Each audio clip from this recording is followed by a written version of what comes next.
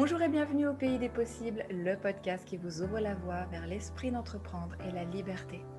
Je suis Noémie Richard, depuis 2017, je suis coach certifié et entrepreneur et ma mission est de vous guider dans la transition professionnelle qui vous épanouira vraiment à travers une approche globale alliant introspection et structuration pour vous permettre d'oser la liberté d'entreprendre dans l'épanouissement et la réussite.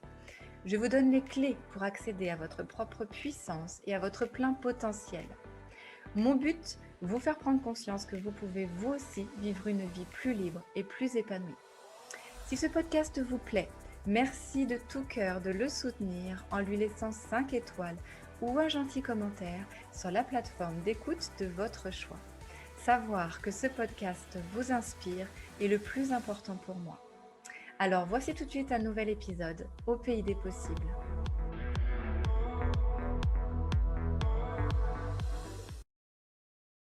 Bonjour à tous, j'espère que vous allez bien. Je suis très heureuse de vous retrouver pour ce tout nouveau podcast où on va parler de la peur de la banqueroute financière. C'est une peur qu'on rencontre fréquemment quand on a le choix, l'ambition de changer un petit peu notre mode de vie, de changer notre manière de gagner notre argent aussi. Mais aussi quand on est indépendant depuis plusieurs années, d'ailleurs, c'est une peur qui peut se réveiller de temps en temps. Cette peur de la banqueroute financière. Cette peur, comme beaucoup de peurs qui sont fortes, elle peut être paralysante dans notre décision de passer à l'action et venir nous mettre vraiment des bâtons dans les roues. Donc c'est important d'aller comprendre et de travailler un petit peu sur cette peur de la banqueroute financière. Comment on fait pour dépasser cette peur quand vraiment on a l'envie de passer à l'action et de donner un nouveau virage à sa vie, et notamment à sa vie professionnelle? Eh bien, c'est important de comprendre comment fonctionne une peur et de l'analyser pour pouvoir répondre à cette peur. En fait, la peur, ça peut se matérialiser par exemple par une petite boule dans le ventre. Vous savez, cette petite voix intérieure qui vous dit là, vraiment, je suis en panique. Là je flippe. Ça peut vous mettre des sueurs froides, un petit peu des bouffées de chaleur, des tremblements, des frissons, des palpitations. Voilà, il peut y avoir vraiment des signes physiques qui viennent manifester votre peur. Alors, je pourrais faire un podcast vraiment dédié à qu'est-ce que c'est qu'une peur, pourquoi on a des peurs qui émergent et voilà, plus vraiment axé sur la peur. J'en ferai sans doute un podcast prochain, mais là, je vais vraiment me concentrer sur la partie financière, parce que c'est un vrai gros sujet, la partie financière. Donc voilà, je vais vous donner ici les premières clés déjà pour pouvoir commencer à travailler sur cette peur-là de la perte ou de la banqueroute financière. Je tiens à en faire une petite parenthèse et à m'excuser d'avance si vous entendez ma voix qui déraille un petit peu.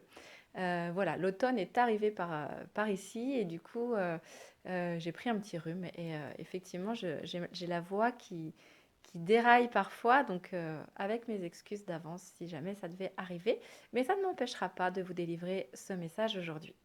Donc, si vous avez cette petite boule pardon, dans le ventre, cette petite voix intérieure qui justement vient vous dire voilà, j'ai peur finalement, une grosse peur qui me freine aujourd'hui dans mes prises de décision, ça va être l'aspect financier. Donc la première chose, ça va être déjà, première étape, écoutez cette peur.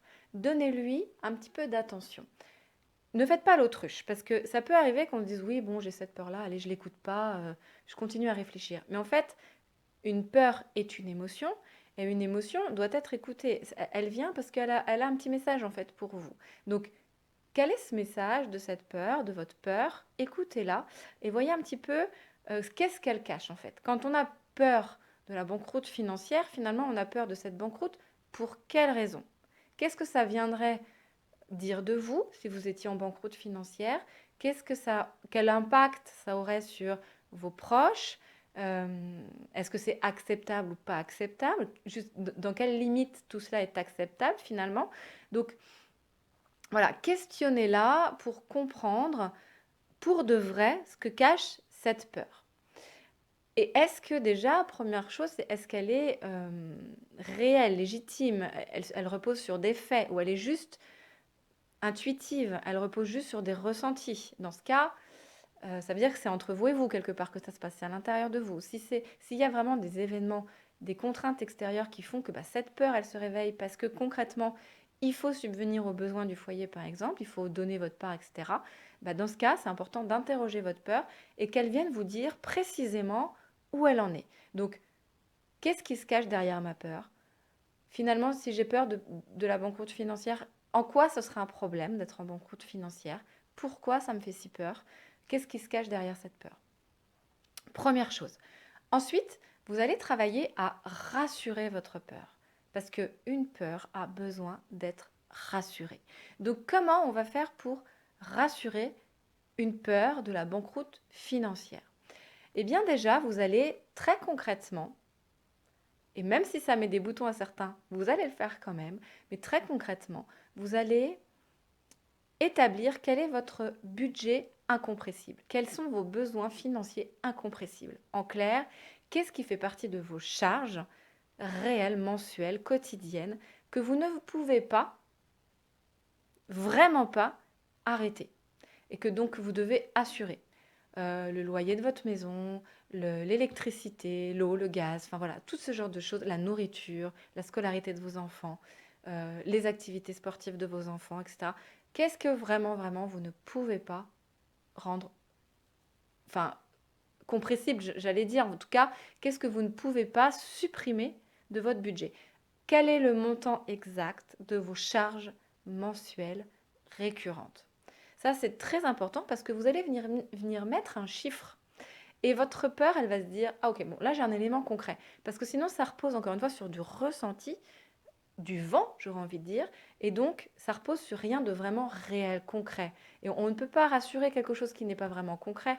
Donc, posez déjà de la, de la matière concrète sur ce qui se cache derrière cette peur de la banqueroute financière. Donc, mensuellement, combien il me faut pour me sentir à l'aise financièrement, pour assumer mes charges? Est-ce que j'ai besoin de ce revenu intégralement avec du revenu de mon activité professionnelle? Est-ce que j'ai d'autres sources de revenus qui me permettent de combler à ces charges, etc.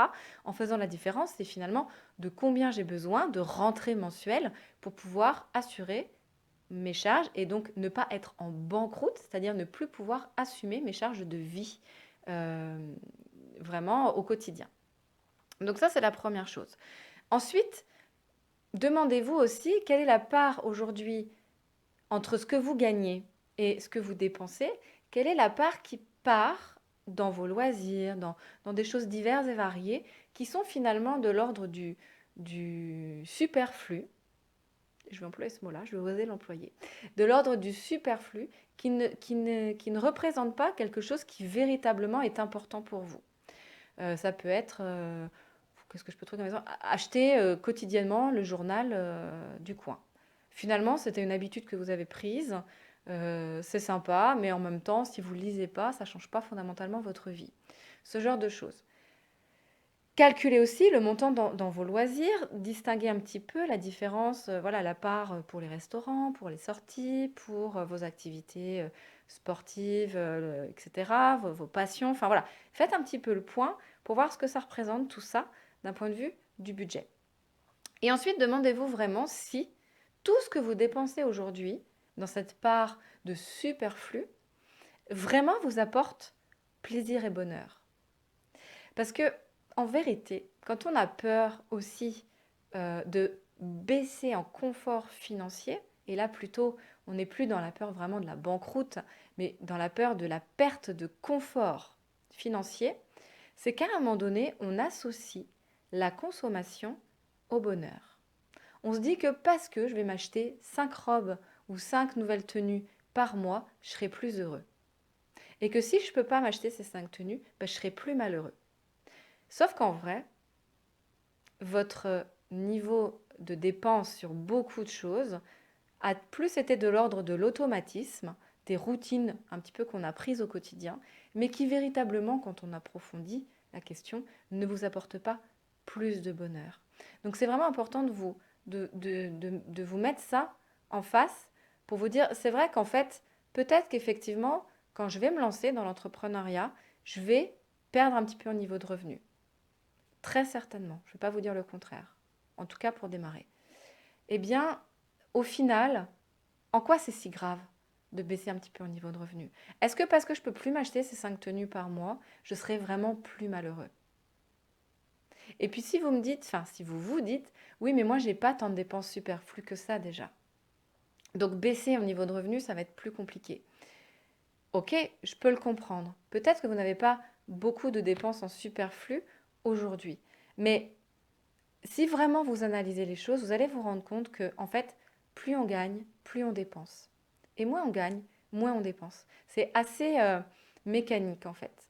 Donc, faites-vous confiance. Même si vous gagnez moins demain, vous allez quand même baisser votre niveau de revenu, même si vous avez l'impression que c'est déjà pas très élevé aujourd'hui. Et puis, il y a toujours moyen aussi de baisser ses charges quotidiennes pour absorber une période de transition.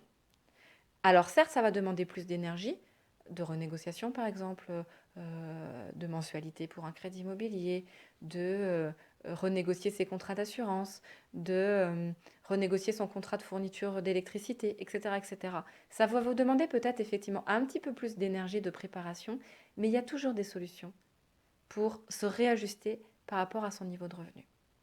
Donc, en tout cas, demandez-vous sur toute la partie qui n'est pas de l'ordre des dépenses obligatoires, qu'est-ce qui fait partie du superflu? Et finalement, si j'enlève une part de ça, une part de ça, une part de ça, est-ce que vraiment je serai plus malheureux?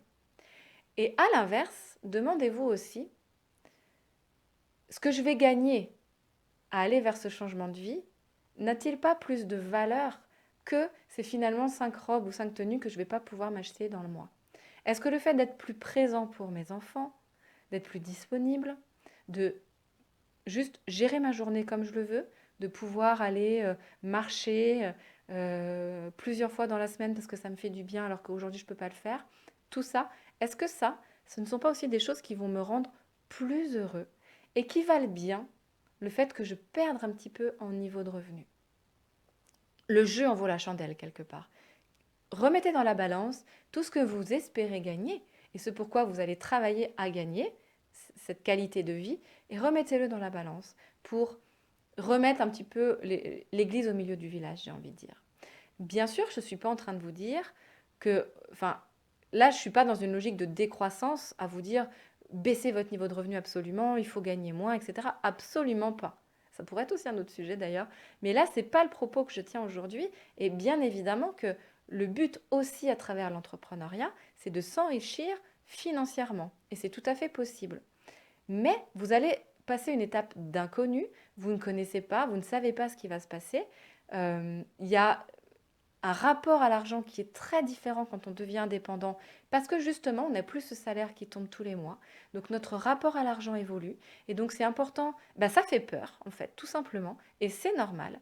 Et puis, il y a quand même cette période de lancement, comme j'aime à le dire, en fait, ça respecte quitter un cycle pour rejoindre un nouveau cycle, quitter le cycle du salariat pour rejoindre le cycle de l'entrepreneuriat, respecte le même rythme que tous les cycles de vie. C'est-à-dire que d'abord, on plante, on prépare son terreau, on plante ses graines, on en prend soin, on les arrose, il faut qu'il y ait du soleil, parfois il y a un petit peu de pluie, donc ça prend un petit peu plus de temps, on attend que le soleil revienne. Et puis, c'est seulement avec cette patience et le soin qu'on a donné à nos plants que ça va finir par devenir de belles plantes qui vont donner de beaux fruits. Mais il y a ce cycle qui est incompressible, c'est le cycle de la vie, c'est comme ça que ça marche. Donc dans l'entrepreneuriat, ça peut être plus ou moins rapide, suivant si vous avez vraiment que du beau temps, grand beau temps, ou vraiment que du temps d'orage. Je vois pas pourquoi, mais bon, allez, disons que c'est vraiment pour l'image, pour imager. Donc ça peut être plus ou moins rapide, mais le fait est qu'il y a quand même un cycle. Donc oui, vous allez avoir une période un petit peu de turbulence, où financièrement, ça peut être un petit peu moins routinier, régulier, moins dans vos réflexes, dans vos habitudes. Et donc, comme ça vous sort de vos habitudes, votre peur a besoin d'être rassurée et c'est normal qu'elle soit là. Et je ne vais pas vous dire que vous allez faire disparaître cette peur. Ce serait vraiment vous mentir. La peur financière, quand on est dans l'incertitude de l'entrepreneuriat, de l'indépendance, elle est bien réelle. Donc c'est important de savoir comment la gérer et l'accompagner au mieux. Donc demandez-vous de quoi vous avez vraiment besoin. Ça, c'est aussi une étape. Et pour comprendre que finalement, même si vous perdez un petit peu de confort matériel, est-ce vraiment si grave que ça? Et puis, la dernière étape que j'ai envie de vous donner dans ce podcast par rapport à cette peur de la banqueroute financière, c'est vraiment minimiser-la.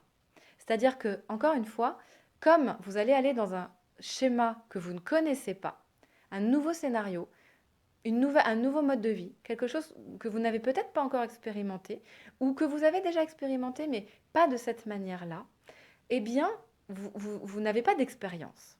Et quand vous n'avez pas d'expérience, votre mental se met en alerte et vous dit, oh, attends, calme-toi, on ne sait pas comment ça va se passer. Et en fait, quelque part, on a tendance à imaginer le pire. Pourquoi pas imaginer le pire? Finalement, ça va être aussi un des moyens de rassurer nos peurs. Donc, dites-vous bien quand vous êtes comme ça en mode un peu panique de la banqueroute financière, de la peur de la banqueroute financière, dites-vous bien, finalement, qu'est-ce que je redoute de tant? Et si le pire devait arriver, qu'est-ce qui va se passer? Et est-ce qu'il n'y a pas une solution à ce pire-là? Une solution assez simple finalement, qui peut vous sortir de cette situation rapidement. Et concernant l'aspect financier, je vous assure que des solutions, il y en a des très rapides. Après, c'est votre ego qui peut en prendre un coup. Ça, c'est autre chose. Mais en tout cas, si vous avez besoin de faire rentrer de l'argent rapidement, vous pourrez toujours trouver des missions enfin, je veux dire, du travail. En France, il y en a. D'accord? Donc, vous pourrez trouver rapidement quelque chose pour vous permettre d'assurer vos charges quotidiennes pour ne pas tomber dans la banqueroute. Donc, si le pire du pire devait arriver, il y a toujours des solutions. Mais minimisez votre peur. Parce que là, c'est le scénario du pire. Mais le pire ne se produira pas. Et si vous mettez suffisamment d'énergie, de persévérance, de passage à l'action, d'enthousiasme, de bienveillance, d'authenticité, etc., le pire ne se produira jamais et vous allez atteindre vos objectifs financiers. Donc, minimisez votre peur. Votre peur, elle est liée à des craintes, une peur de souffrir, le scénario du pire, mais ça n'arrivera pas. Donc, je ne suis pas en train de dire on fait l'autruche, d'accord? Comme je l'ai dit tout à l'heure, c'est important d'écouter cette peur, de savoir ce qu'elle a à vous dire et de chercher à la rassurer, mais de lui dire aussi, no panique, le pire ne se produira pas et même en cas du pire, j'ai un plan B. Voilà, c'était rapide évidemment. Voilà, je souhaite que ça reste digérable ce que je vous partage en podcast. Donc, j'ai abordé le sujet de manière rapide, mais mon but c'était vraiment là de vous donner quand même les premières clés pour commencer à appréhender tout ça. Bien évidemment, c'est des sujets qu'on développe de manière plus approfondie dans mes programmes d'accompagnement pour lever vraiment ces peurs et puis surtout renforcer le courage qui est en face de la peur et le courage et l'envie et le désir de vraiment y aller et de trouver les clés pour faire tout ça de manière vraiment épanouissante et alignée dans l'épanouissement et dans le plaisir surtout. Voilà, j'espère que ce podcast vous a plu. Je vous retrouve la semaine prochaine pour un tout nouveau numéro. Je vous souhaite une très très belle semaine, une belle fin de journée et je vous dis à très vite. Ciao ciao.